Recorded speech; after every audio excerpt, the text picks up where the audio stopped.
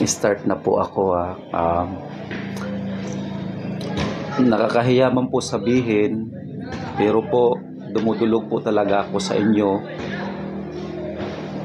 Ako po ay nangangailangan po ng tulong para po sa scholarship ko, para makapagtapos po ako ng pag-aaral.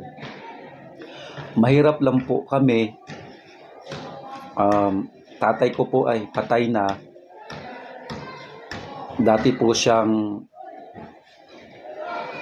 hirap sabihin, dati po siyang construction worker.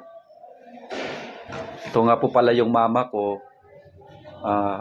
Dumudulog po ako sa inyo na sana'y matulungan nyo po ako para sa scholarship ko. Hindi po kasi sapat yung income po ng mama ko, kasi labandira lang po yung mama ko.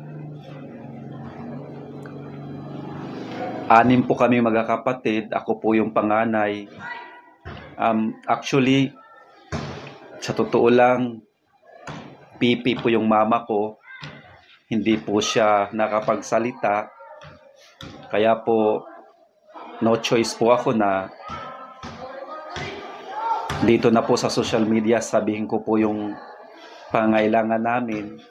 Kagaya po ng ibang mga kabataan na hindi po nakapagtapos, hindi po makapag-aral dahil po wala po kaming sapat na income. Buhat ng papa ko ay patay na. Yung mama ko po ay pipi, labandira lang po siya. Tsaka, oo nga pala po, yung mama ko po, ang trabaho niya dati ay Bold Star.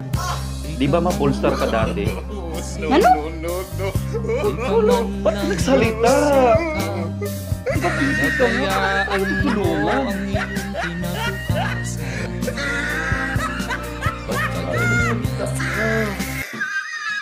Ano tayo kakaawaan?